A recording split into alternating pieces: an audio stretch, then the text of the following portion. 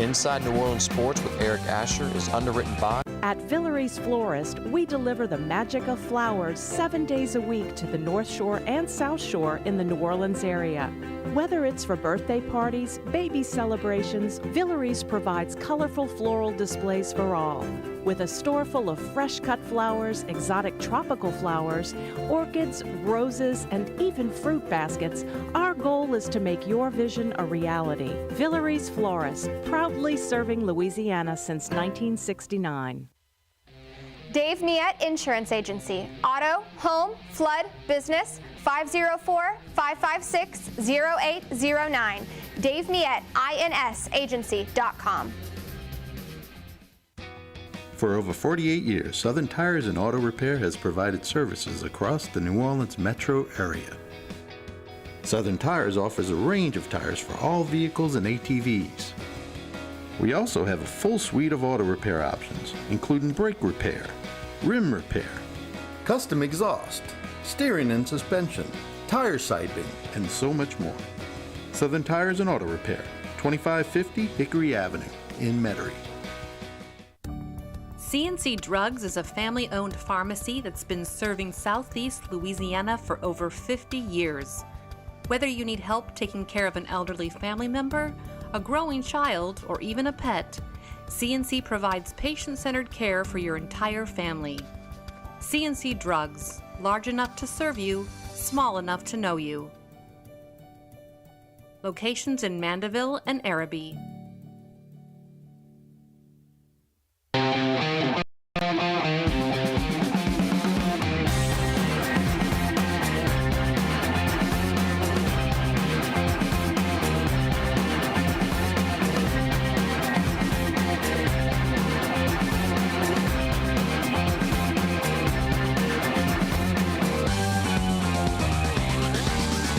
Good afternoon and welcome to another edition of Inside New Orleans Sports. I'm your host, Eric Asher. Over the next hour, we'll talk a lot about the home teams. Saints back at camp, LSU Tulane on the cusp of camp. Pelicans, again, not in camp yet, but it won't be too long till they're in camp.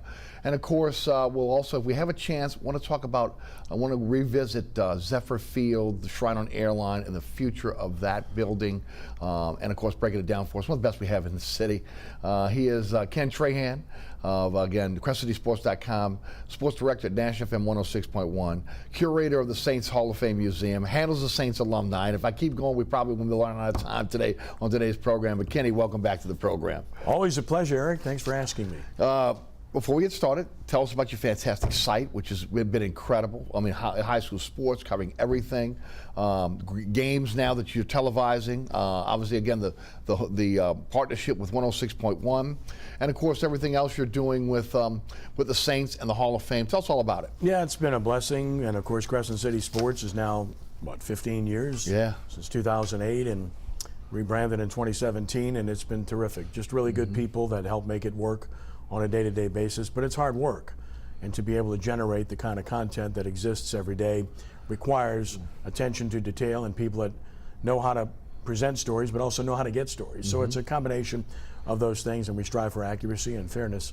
And of course, we champion high school sports. We get a substantial audience when it comes to Saints or Tulane or LSU or Pelicans, but high school sports is clearly what we champion and where the preponderance of our audience comes from. So that's been great. Radio's great. You're part of that at 106.1 FM, and appreciate you and what you do. We enjoy doing it. It's a good signal. They're good people, and hopefully there are more good things to come there. And with the Saints Hall of Fame, it's year-round. We put on 7 different events. We've got our inductions coming up in December, with Jabari Greer being honored this year, and honoring 2 longtime camera persons, and Bob Parkinson and Steve Peretti with our Joe Gemelli Fleur-de-Lis Award. And we'll have our series of events December 8th through the 10th. Where that's concerned, we had our major events in Biloxi last month, and so the beat goes on. The Greater New Orleans Quarterback Club, 85th year, I run that too. And that's right. That starts on August 29th. We'll bring in Gail Benson, Willie Fritz. We hope to bring in Brian Kelly. We're working on that, among many prominent speakers over the course of once a month for 6 consecutive months, and that's 85 years running. And doing games, as you mentioned, running a ministry. Other than that, nothing to do. Yeah, I'm too much going on at all.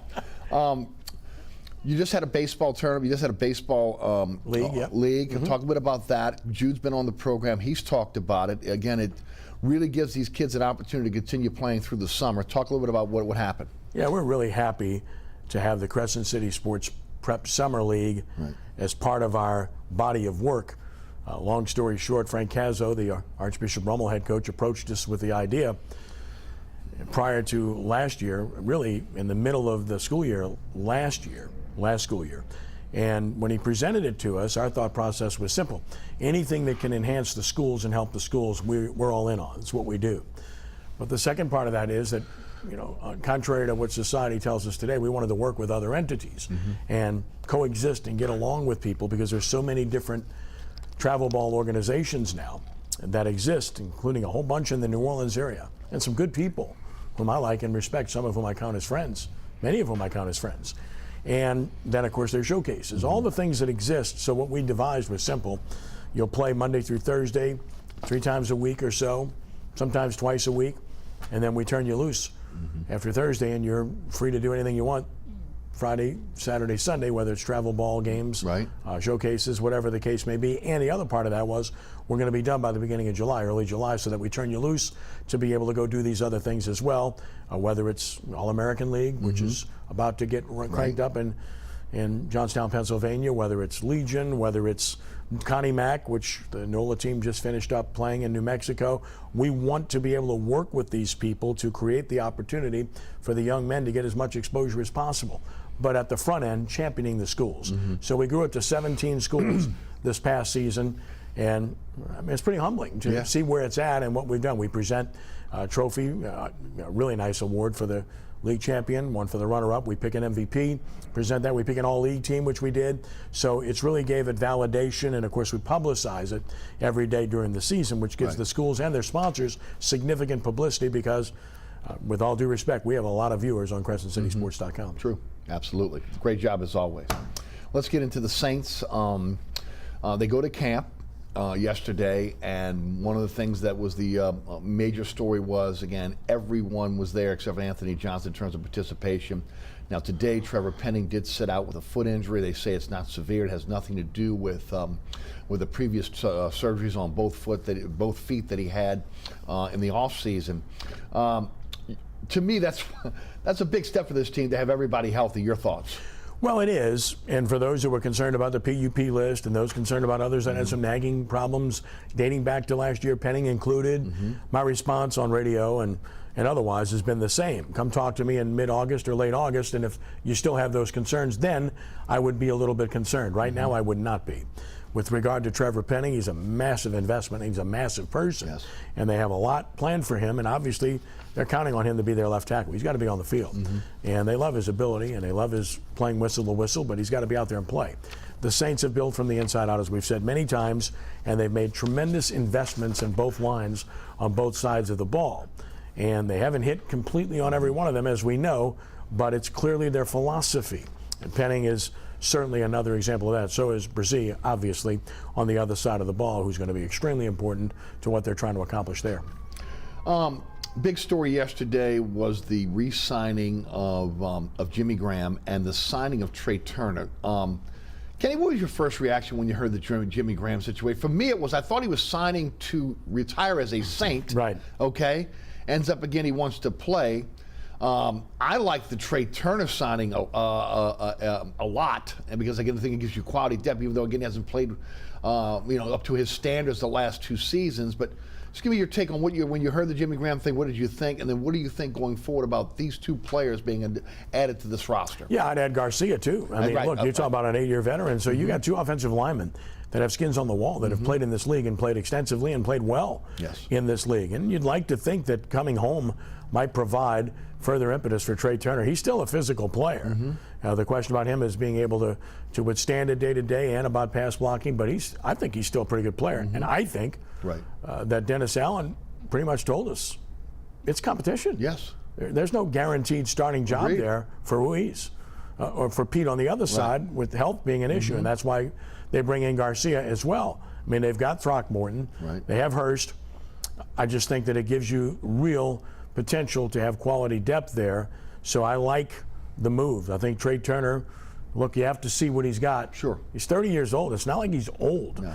You know, he's been in the league for double-digit years, and Garcia's right along the same lines. He's 31. But I do think that those were smart moves. As for Jimmy Graham, it's kind of funny because Tyrann Mathieu said he thought he was there to coach. Right. So go figure. So there's two ways to look at that. The first of which is obvious. He did not play in the league last season. You can look at that a couple of different ways too. Either he didn't get the offer he wanted, nobody was interested, people thought he was done, or he just didn't get the offer he wanted and he felt like, you know what, I'm just going to sit out, evaluate, get my body healed up after the pounding I've taken for double-digit years, and then see what's available next time around. Well, this opportunity avails itself, and he comes here, and immediately you scratch your head. It's like, well, let's see here. They got Juwan Johnson emerging. They've got a genuine inline tight end in Foster Moreau, very similar to Josh Hill in terms of who he is and what he can do. And for that matter, you brought in Jesse James, who's a veteran player in this league. And oh, by the way, you list Taysom Hill as a tight end for whatever that's worth. So it's kind of head-scratching in that regard. At the same time, when they tell you they have a specific role and vision for him, you have to embrace that and understand that maybe they do have plans for him. I think whatever he does in training camp is going to go a long way toward determining. Is it guaranteed he's going to be there? I wouldn't say it's guaranteed. I'd say it's likely that he'll be there. But like we've seen this before. You know, Ricky Jackson's one of my dear friends. You know, he finished with the 49ers, you know, retired by and large, sat out 96, then 97, tried to come back, went to training camp when I was in lacrosse, and a week or two in, he quit and said enough of that, and he joined the coaching staff. I'm not saying that's going to happen with Jimmy Graham, but at the same time, nothing's out of the question. Look, what I like is that they're leaving no stone unturned. They're trying to win, and they're trying to win right now. And I like the approach, and I think their approach is correct on two fronts. The first of which is their division isn't very good. The second of which is their conference isn't all that good. The best quarterbacks are in the AFC. The best teams, other than the Philadelphia Eagles, are in the AFC until proven otherwise, in my estimation. So I'm not telling you that the Saints are going to the Super Bowl, but I'm telling you that outside of the Eagles, if they're healthy, I think they have a chance. I think they can match up. We talked about Jimmy Graham yesterday. You did, I did on our shows.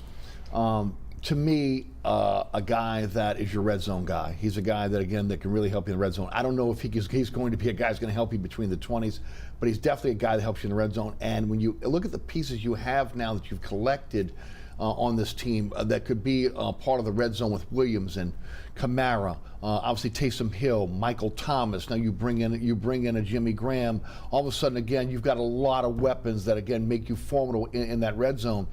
The question is, again, is Jimmy Graham a luxury ultimately for this team when you cut down to 53 and you're looking at possibly, again, maybe letting a younger player go or another player for another position if ultimately he's only a red zone guy?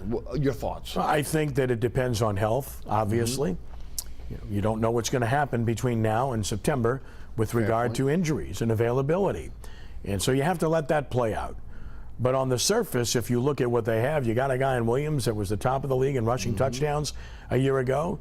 You got Kamara, whose touchdown productivity was down last year, but he can score the ball in the red zone. You've got Taysom Hill, who clearly is a red zone threat and a touchdown maker. You've got Juwan Johnson, who caught 7 touchdown passes a year ago. You've got Michael Thomas, who's back and obviously is a physical, tough target in the red zone, the slant king.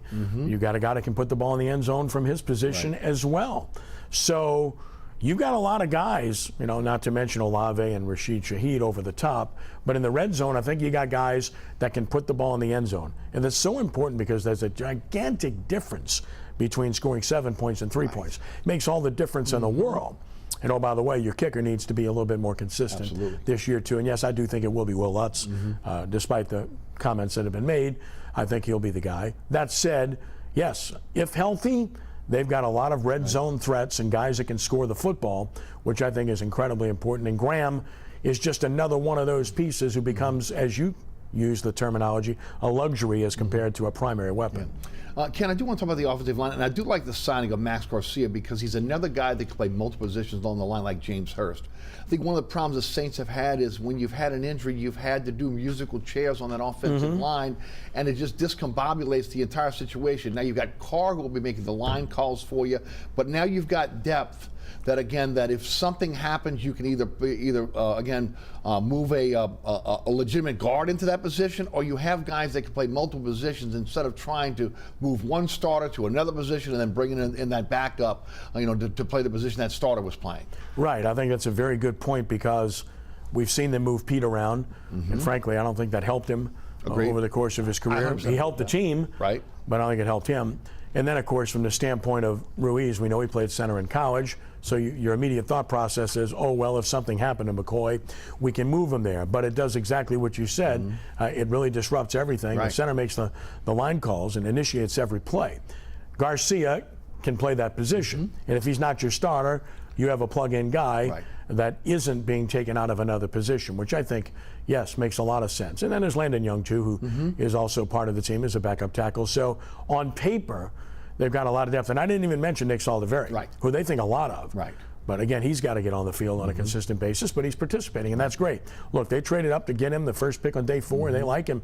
He's another mauler. You look at this team moving forward and what they're going to be, it's obvious to me what they want to do. They want to run the football. That's right. They want to be physical. They've got maulers in Penning and Saldiveri and McCoy, and Ruiz for that matter, Ramczyk when healthy. They got big mauler-type guys who can block the run game. They got Williams, who's a north-south guy. They drafted Kendre Miller, whom they like, and it could be an every down back. And then, of course, Kamara, with whatever time he's going to miss, he's going to be here for some of the ride. We're sure of that. At least we feel certain of that. But don't ask me about weeks because I'm tired of answering that question. I have no idea. It could be 4, could be 6, could be 8. I don't know. The league knows, and only they can dole out that particular punishment. You can appeal whatever comes out, but the closer it gets to the season, the more difficult it's going to get in terms of planning. Ken, we focus on the health of this team because the last 2 years they have not been healthy. One of the things the Saints said they were going to do, the Pelicans said they were going to do in the offseason were to be able to go out and look at best practices with other teams, try to figure out, again, what's been the issue with them not being able to keep players on the field. That's a given. But another part of the reason why they haven't made the playoffs the last 2 years is not talent, okay? It is lack of discipline. Pre-snap penalties, missing assignments, blown tackles. I mean, we go all right down the line of, again, how this team has had these self-inflicted mistakes which have held them back. To me, that has to be part of what this coaching staff looked when they reevaluated this team in the offseason, and something that has to change in this camp. Pre-snap penalties are the worst because that's a lack of discipline, that's a lack of focus as much as anything. Of course, they've been victimized in dramatic fashion by defensive holding and pass interference calls over the last 2 years. And I think last year was more of an aberration defensively than it was a definition. Okay. Because prior to last year, they were good defensively. They weren't so good last year. They were tied for second to last in creating turnovers, and they were in the bottom half against the run rather than being in the top half, which was a real departure from where they had been. And it was Dennis Allen's first season, and of course he coaches defense, but then he felt the compulsion to have co-defensive coordinators, which wasn't a very good idea. Both of those guys are gone now, and one of them to the Falcons running their defense and took a couple of Saints defenders with him. I think Dennis Allen's more involved. I think Woods was a good hire. I think he's very comfortable with that, and that's part of the discussion about the Saints is this is more of Dennis Allen's team and franchise now, which I think is extremely important. If you're going to find out if he's the guy, you got to be all in on it, and it's got to be his players and his coaches. And I think he's got more of that now.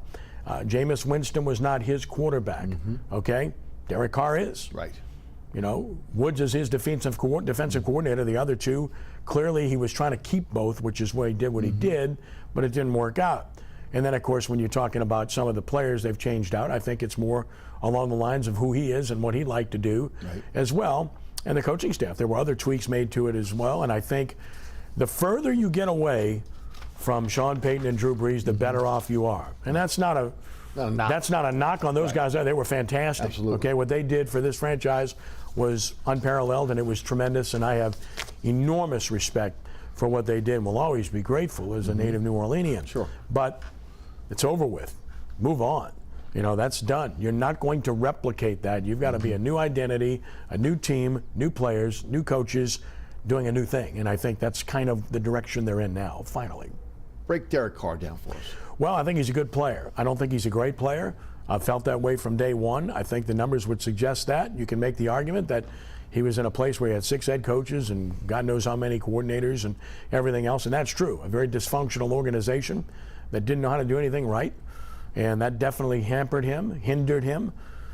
He had his best years with John Gruden, so what did the Saints do? They brought in John Gruden, and all he was a consultant. Those that were up in arms about his off-the-field stuff, that was kind of ridiculous, frankly. I mean, they're just bringing him in to try to help install what they're doing and to share terminology and to make the quarterback comfortable whom you've invested in, which was a smart move. So he can make all the throws. He's healthy. He hasn't had any significant injuries. So I would say he's, for his age, I wouldn't say he's younger, but he's perfect at that age in terms of where he's at physically. I think he's got 5 good years left for sure. And if he can take care of himself, who knows? We'll see.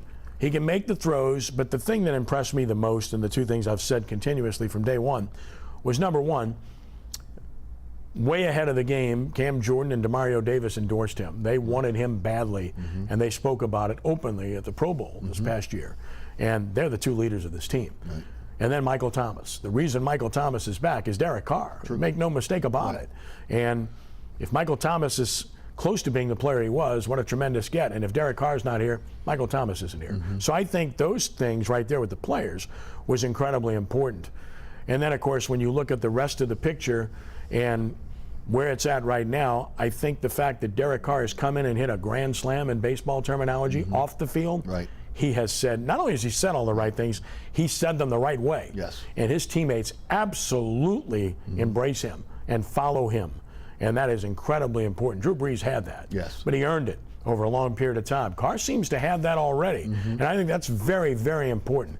He's got to go play the game, okay? And until we see that, we don't know. But based on his physical ability, what he has done in the league, with a change of venue, with total support from his teammates, coaches, front office, and everything, in a much more stable environment, I think he thrives. I think he does well. I think he's a good quarterback, and I think he'll prove that, and he's clearly an upgrade over what they had. If there are weaknesses in his game, what are they?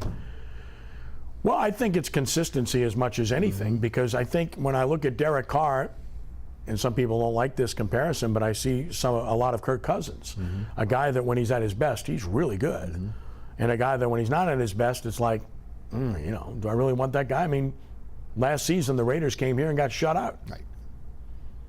He hardly did anything in that game. The Saints had their best defensive game of the year. That's not all on him. Some of that is the weaponry he had and how it was utilized. And the Saints get to give the Saints defense credit too. But I do think that if it's anything, it's consistency. I don't see anything else. He's not a running quarterback, but he's got enough escapability to buy time, much like Drew Brees did. But he can make all the throws. And the other thing about him that you're going to see, much like Drew Brees, he's going to throw to the running backs. And he's going to throw to the tight ends, which is another reason why Jimmy Graham makes a little bit more sense.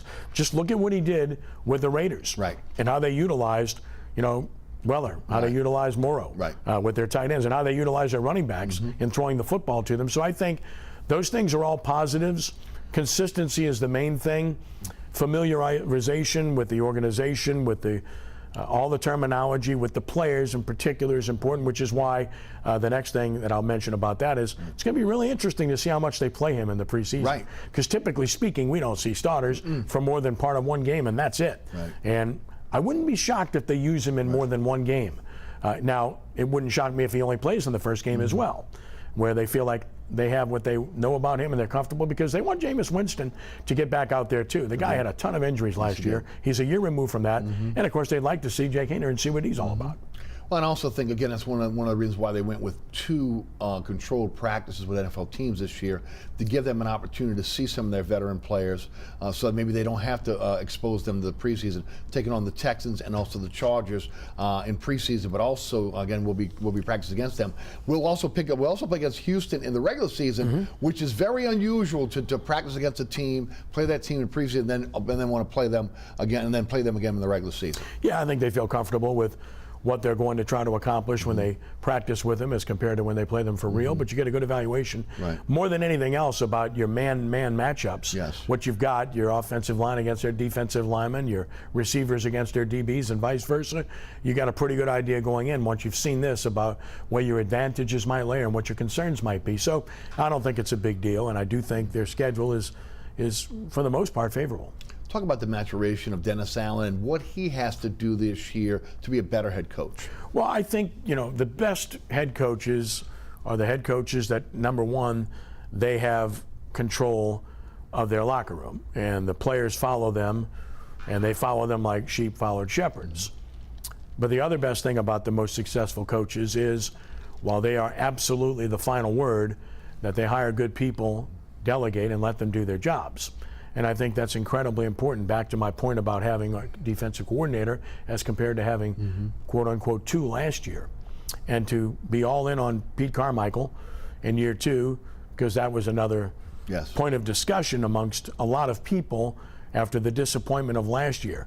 My response to that is both Allen and Carmichael have another year to prove themselves. And I think you get a really good idea after this year about where you're going. They become long-term guys or short-term guys. Pete Carmichael didn't suddenly become a bad coach. I didn't hear anybody complaining about him when Sean Payton was here and he was with him all those years. And oh, by the way, he called a lot of plays when Coach Payton was here. So it's not like this was new to him. I didn't think they utilized Hill as much as they could have or should have last year. There were some times where they had snaps where maybe they had a guy on the field. Why isn't it Kamara or Hill rather than Ingram at that stage of his career? Whatever the case may be, we can all second guess that or some of the play calling. But at the end of the day, they just didn't have a whole lot offensively. Their offensive line was chopped up. Taysom Hill was really their biggest asset. Jawan Johnson emerged as a nice receiving tight end, and Chris Olave was really good, but he was a rookie. And other than that, they didn't just have much in the way of being able to hurt a defense. And oh, by the way, they had a quarterback that was limited as to what he could do. So is that all on Carmichael? Some of it is, but I would say most of it isn't. Therefore, I think he deserved the opportunity to come back. And I think with better talent to utilize, he'll probably distinguish himself in better fashion. As they go into camp, no injuries yet, thankfully. They did try to do a little backstop on the offensive line yesterday. We saw that. Tight end, they got a little stronger there with Jimmy Graham in a position I thought was one of the strongest on the team.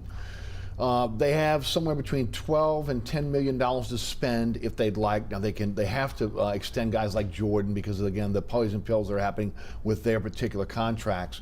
What positions do you think they could use veteran help right now?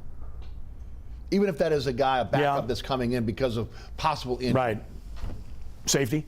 Okay. I mean, Marcus May could be suspended too for a short time. We don't know that yet, but even not, he had injuries last year, and you got Tyrann Mathieu back there. What else do you have at safety? I'm asking the question. Yeah. So, and then of course, defensive tackle. You basically traded out 2 veterans for 2 other veterans. Right. Are they an upgrade? I don't know that they're an upgrade. Look, the way I look at that is they're looking for a push. If they get a push, then they've done fine because they didn't have to pay Onyemata and Tuttle the kind of money that they commanded, Onyemata in particular.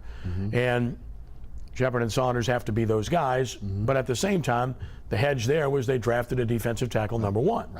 And they've got Malcolm Roach, who's still in the rotation. So if they get a push from the 2 they brought in versus the 2 they subtracted, and Bresee is a rotation player, then I think they're fine. But that's a position where if I saw a guy out there, you never have enough, especially considering the fact that they weren't as good against the run last year. And that was the whole reason why we saw them struggle on defense. So, I mean, I would really go on defense for every part of the answer is on defense. Linebacker is the other. And I think the concern there, I don't want to use the word overblown, but it's a little bit exaggerated because in this day and age in the NFL, you only play 2 and sometimes 1. And yes, DeMario's a little older this year, but he's still DeMario Davis, and until otherwise, he's still a great player. Pete Werner was a really good player, but got hurt. He's got to stay healthy. If he's healthy, really like him. He's rangy, he can tackle, he understands, smart. But then you've got to determine whether you have anything else behind them that's worth anything. Zach Bond would be listed if your third starter, if you had one at this point, and then beyond that, what else do you have? You got DeMarco Jackson, who you hope can. Andrew Dowell's a special teams guy. So all of my answers to that question would be on defense. The one spot I think they have enough depth is defensive end. Right. But that's considering Peyton Turner being healthy. You've got Passignon, you got Granderson, you got Cam Jordan, you drafted Isaiah Foskey. So I like what they have at defensive end, and I think Foskey could be a really good player. And I don't want to. You hate to get into comparisons because people automatically think he's going to be that productive.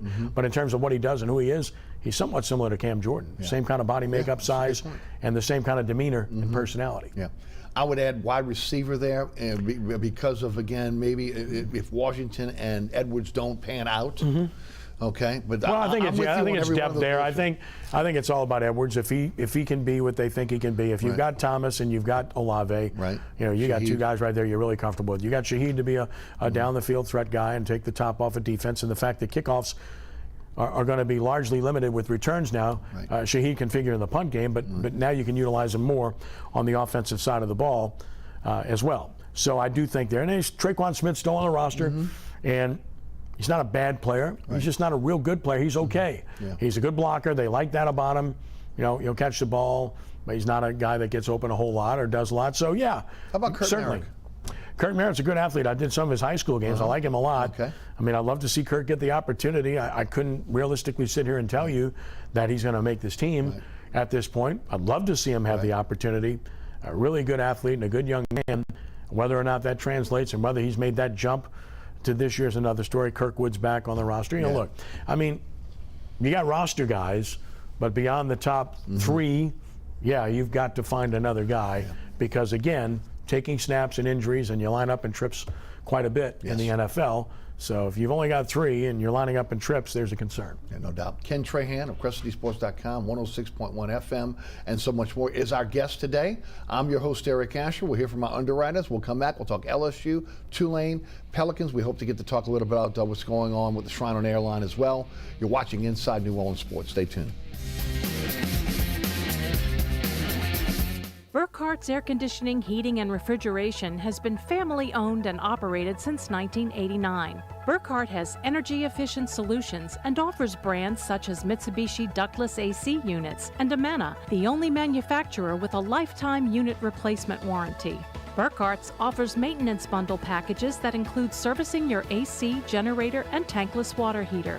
For more information on the services Burkhart's provides, visit acpromise.com. Burkhart's Air Conditioning, Heating, and Refrigeration, providing comfort for life.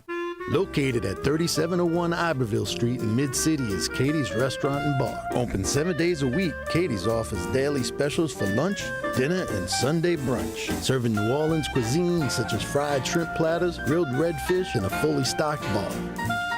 And don't forget about our expanded event seating and local entertainment. Featured on the Best of Food Network's diners, drive-ins, and dives, Katie's Restaurant and Bar.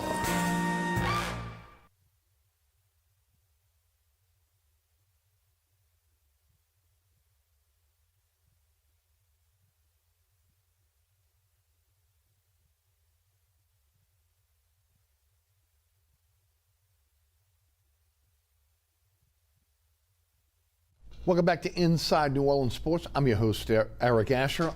Ken Trahan of CrescentCitySports.com and also 106.1 FM is our guest. All right, we'll talk a little LSU here. LSU picked second in the West behind Alabama. A lot of people thought they might overtake Alabama, again, in the media poll vote. Strengths, weaknesses of this team, in your opinion? Well, I think the strengths all lie on offense. Okay. I mean, I think they're good on offense. I think they have the best quarterback position in the league when you consider the two guys they have. If they're not number one in the league, they're top three for sure with those two guys, Jaden Daniels and Garrett Nussmeier. Daniels with another year under his belt and what they want to do, and I thought he was just dramatically better in the second half last year than he was in the first half. And Garrett Nussmeier, he can throw the football and gives them a different dimension and the ability to give somebody a different look. I like their receivers. I think they're good, and of course, when you're bringing in Aaron Anderson, if he's healthy, you've got another piece there. He's a dynamic player. Yes. Even though he's 5'10", I did a bunch of his high school games. He is really dynamic, and he'll help their return game immensely. He's tremendous in that regard.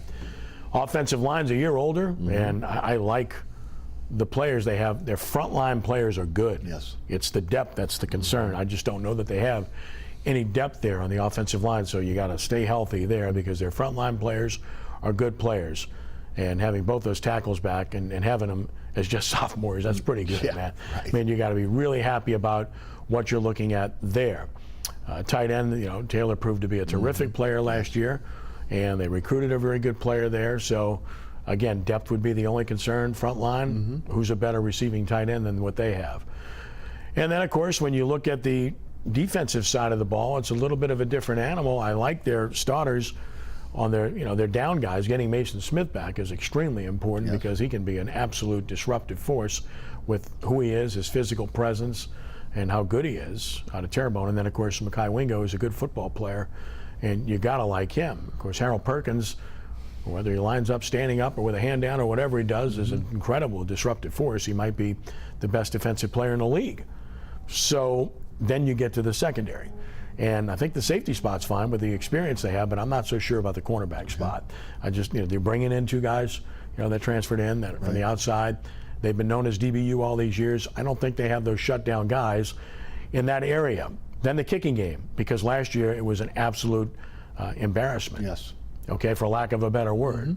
Whether it was kicking the football, covering kicks, fielding kicks, all of those things, it was as bad as I've ever seen overall.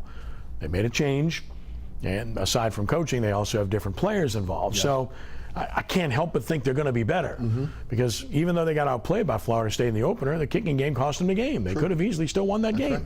So I like their team, and I think that where you compare them to Alabama, LSU's better at quarterback, and oh, by the way, at running back, which I didn't mention, they got 5 guys.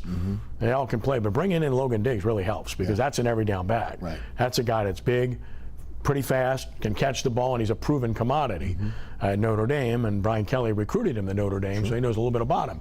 But they've got 4 other guys. Noah Cain played solid. Bradford, of course, is there, but you got Josh Williams who definitely can play. Look, they have depth at that position, so they're in a pretty good spot at running back. But defense would be their biggest concern. I like their comparison to Alabama. I think they're better at quarterback.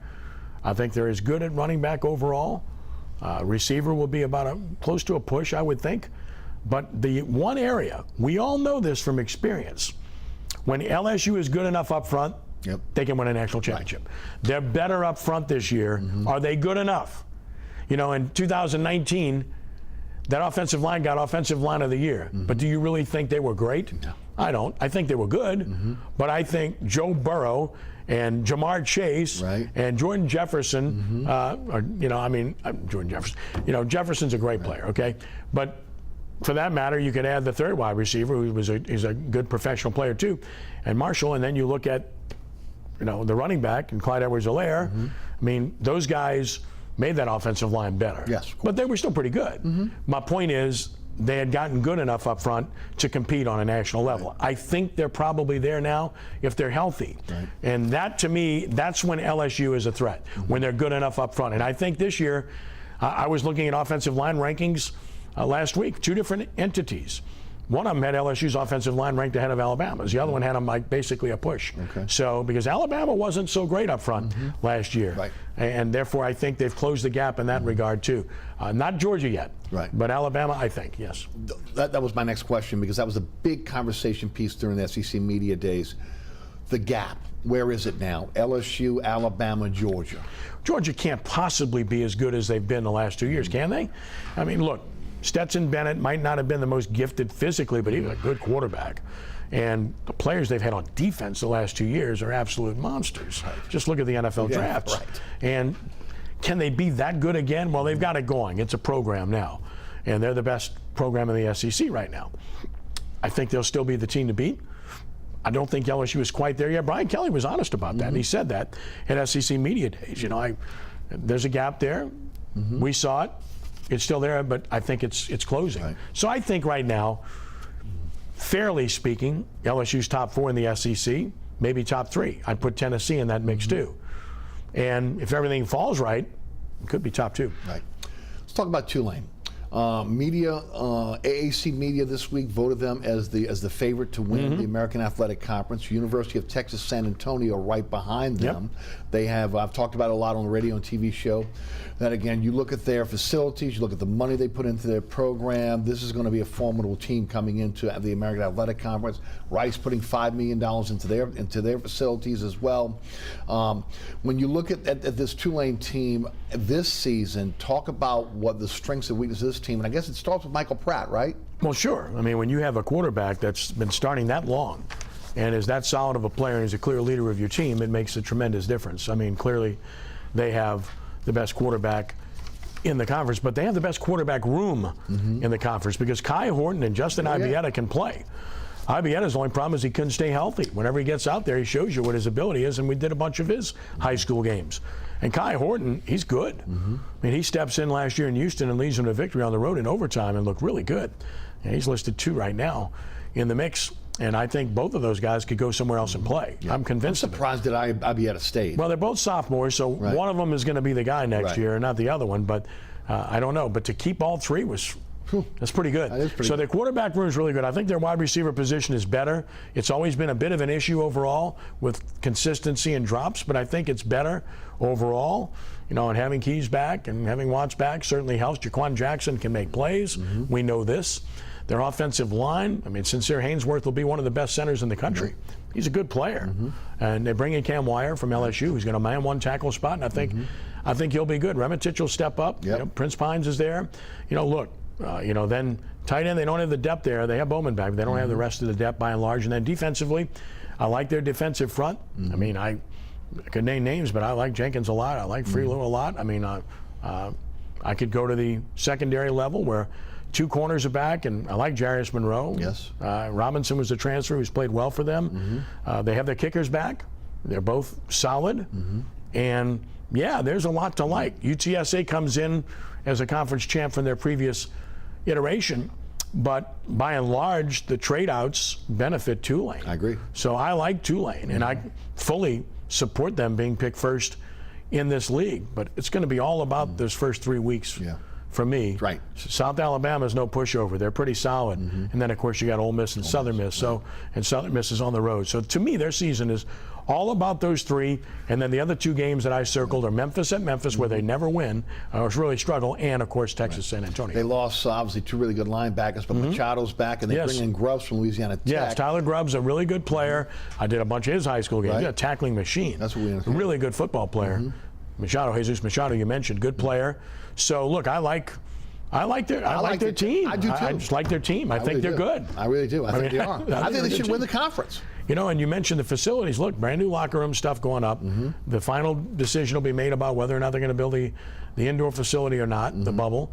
And this is all on the back of what happened last year. And as I said at the time, this is their time, this is their place. If it's ever going to happen, it's got to happen now. Right time, right place, right president, right AD, right coach. This is the time. It has to happen now. I agree. Let's talk facilities, and then we'll get to the Pelicans.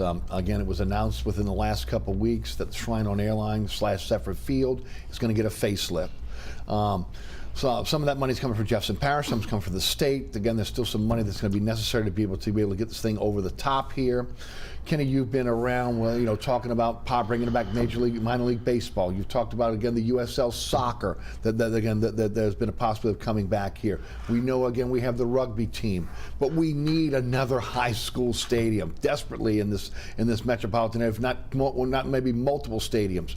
What are your thoughts on, again, the future of that facility? Well, you know, the plans make sense. Reconfiguration is essential. Money being spent is essential.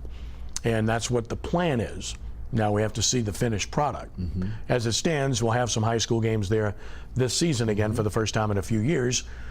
Frankly, we did a couple of games there for Crescent City Sports, and it wasn't a very good place to do a game from for several reasons. Right. The press box, of course, is in the end zone. In order to do it, you really had to get a suite on the side and set up in a place that wasn't set up for that. The scoreboard is not a football scoreboard by any stretch of the imagination.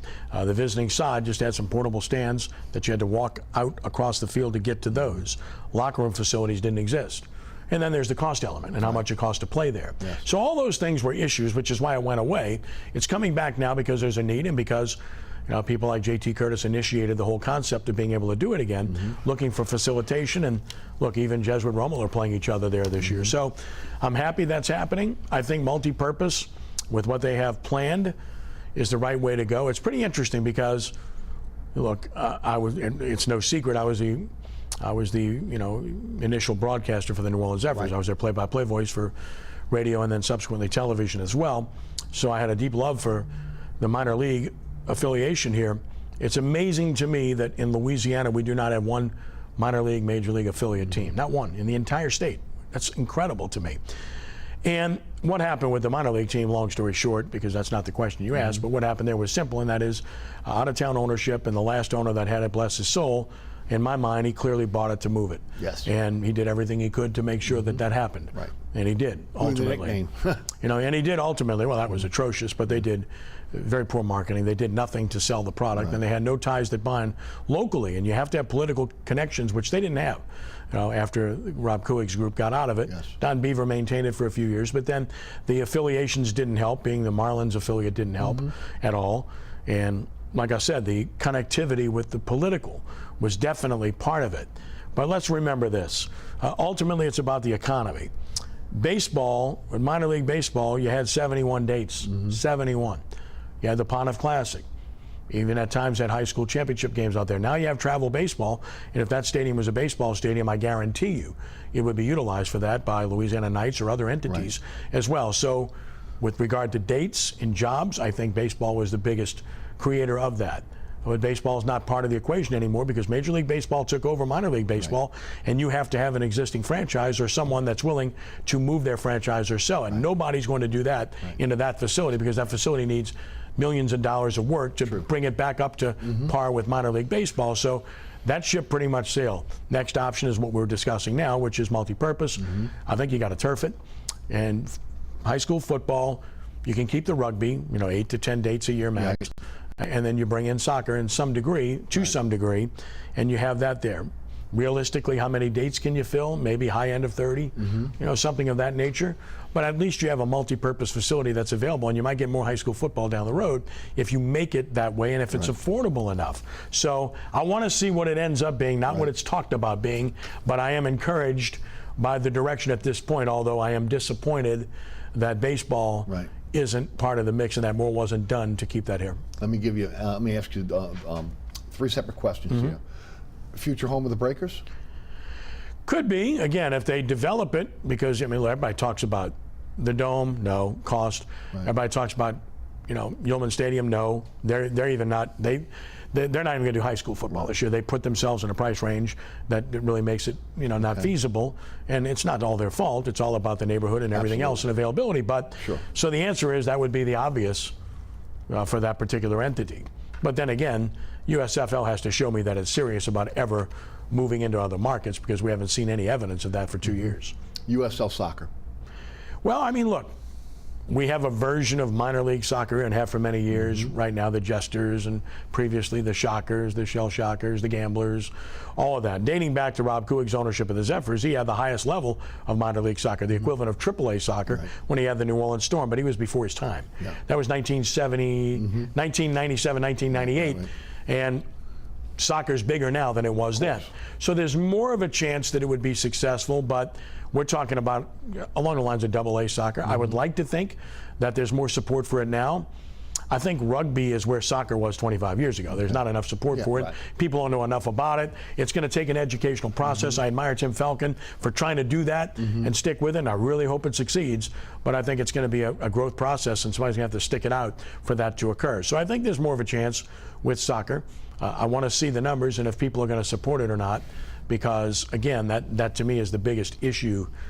People have even asked me about Major League Soccer. There's no chance. You got to build $1 billion facility to even be on the radar of that happening, because, by the way, MLS is extremely successful all over this country. Just take a look at the attendance numbers for MLS. They're fantastic.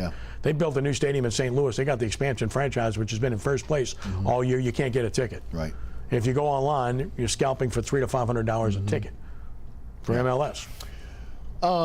Is there a possibility, do you see a future with a riverfront stadium here in New Orleans? I'd like to think it would be a possibility, but again, it takes vision, it takes money, and it takes planning. And do we have that? And political backing? Well, I think that's kind of what I'm hinting at, right? So I think all of that comes into play. I mean, that's been talked about forever, even a Saints Stadium back in the day. Yes. But yeah, it would be scenic, it would be fantastic. It would, again, what's happening in urban areas around the country with major league stadiums, whether it's baseball, basketball, football, they're building more in the cities now than they did previously when they were suburban. And a lot of that has become sports complexes, like we see here with the two facilities next to each other close by here, where we're at in the studio, from the Dome to Smoothie King Center. So, yeah, I would like to think it's a possibility, but again, you got to have people that are going to be committed to it, go-getters that are going to fight the fight politically, to be able to realize the dollars necessary to do it. I'd like to think that's possible. And some people have asked me about minor league baseball. As I said before, you're not going to get that unless you have an existing team or somebody willing to move a team. But you got to have the facility, and you got to build it. You got to build a facility, or it's not going to happen. And the only place I think that would have any chance of working is on the North Shore. Future of the Smoothie King Center for the Pelicans. Yeah, I think that one is more in doubt than the Dome was. The talks about the Dome were all about the threats made in the early 2000s and such, and then ultimately we've arrived at where we are with the final renovation about to take place in the coming year, and then the Super Bowl here in 2025. That facility's here to stay. Smoothie King Center is a different story, and for people that go in there, they think it's pretty nice, and by and large, it is pretty nice, but it's all about keeping up with the Joneses and by comparison and what you're dealing with the amenities that others have, and by NBA standards, it's going to be in the bottom third. That doesn't mean it's bad. It's better than Oklahoma City, I'll tell you that. But from the standpoint of where it's at right now, they think they can grow their revenue by having a new facility. Then obviously, and what they did with Smoothie King was smart in tying in the air conditioned system to the Dome and trying to share some of the assets. I think was a smart move. Maybe that's what they would do next time around too. But I do think there's a possibility here, at least within the next decade, that we'll be talking about a new facility down. Let's talk about the Pelicans, and what are your thoughts coming into this season? We know that Herb Jones and Trey Murphy on the U.S. Select team, Brandon Ingram's playing for Team USA. Why don't you take that first, and then of course, obviously everything comes down to Zion and his maturity. What are your preseason thoughts on this team? I mean, I think their team on paper is good. I don't know that they helped themselves with the backup center position. I agree. I don't really think they did. But the rest of their roster, if Jordan Hawkins can contribute and shoot the ball like they think he can. Do you think he can contribute as a rookie? I think he won't initially, because the rotation is such. If you look at the sheer numbers, unless they make a trade, they've got too many guys that are guaranteed contracts and guys that need to play. I mean, we know the first 6 guys, assuming it's going to be Jones or Murphy as the 5th starter and the other guy is the 6th. We know that. We know that, that Alvarado is going to play. We know that for a fact. We know that Larry Nance and or Cody Zeller are going to play. They re-signed Najee Marshall. I mean, I could go on and on. You got 10 deep for sure. And, then of course you talk about Dyson Daniels, who they clearly gave an opportunity to take a very close look at in the summer league as to what his ball handling skills were. Hint, hint. And then that's another guy that's absolutely going to be in the rotation. So teams have 8 to 9-man rotations. Typically, I just mentioned 10 guys. So where do you fit in? Same thing with E.J. Liddell. He's got a guaranteed deal. How does he fit in? He might be on the team, but I can't see him playing unless injuries. And that happens. So it's going to happen again. You know it. It's just a matter of, and I'm not specifically talking about Zion, of course, although clearly that's Exhibit A. It could happen to anybody. And Ingram missed a ton of games last year. The 2 Iron Men were Valanciunas and McCollum, playing through everything, and you admire those guys, and you can depend on them. But I think that they're a good team. I think that they have versatility. Not a big fan of their backup center spot. I'm not sure they have that lead guard that you'd like to have. You really would prefer McCollum not to have to do that. Agreed. And be the shooter on that team and be more of a scorer without having to generate everything himself. Williamson can play point forward at times. Dyson Daniels might be able to handle some of that. Alvarado can handle it when he comes off the bench. I didn't mention Kyra Lewis. He's still on the team.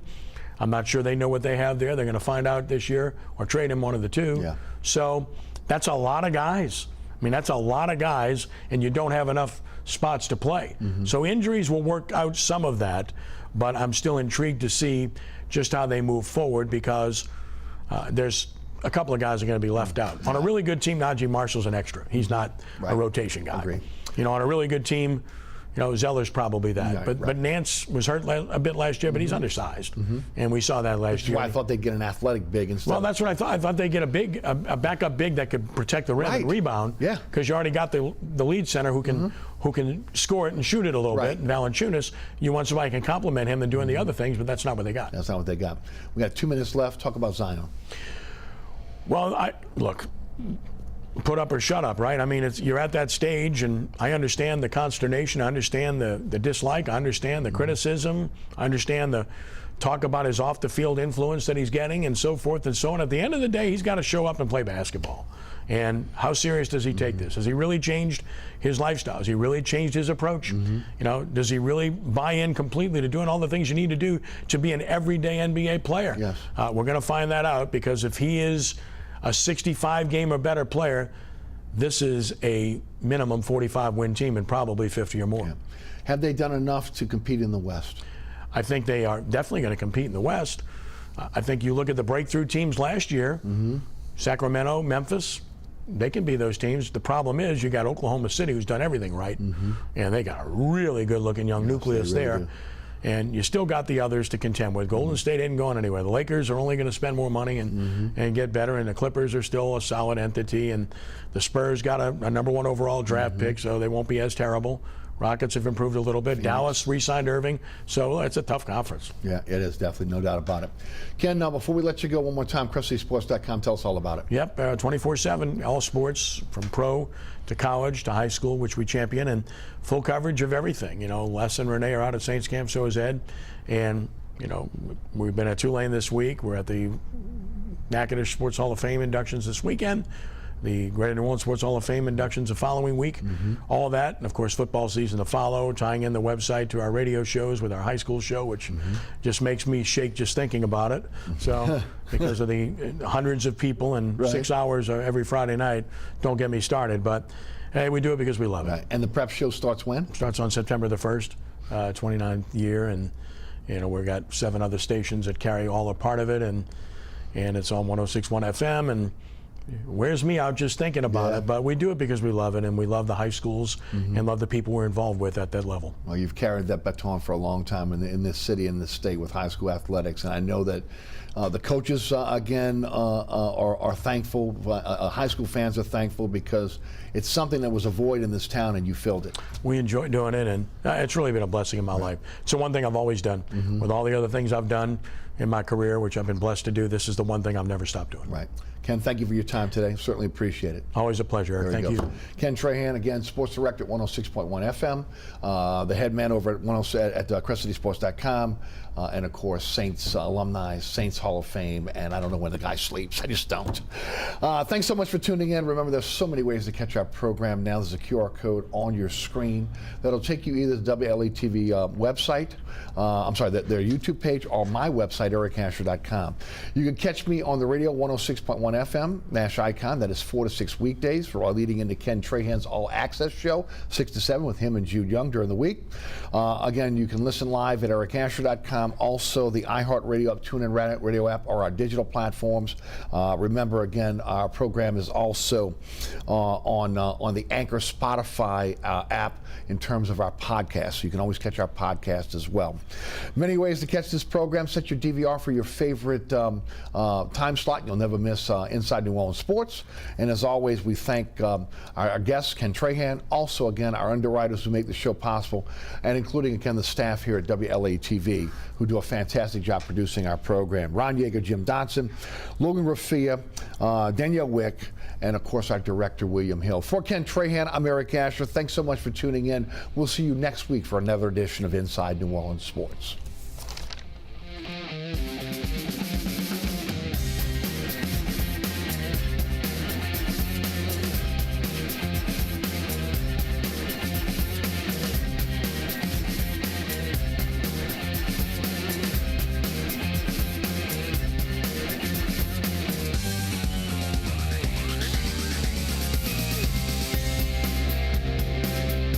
Custom Shutters is locally owned and operated, specializing in interior and exterior shutters and window coverings, as well as awnings and patio covers.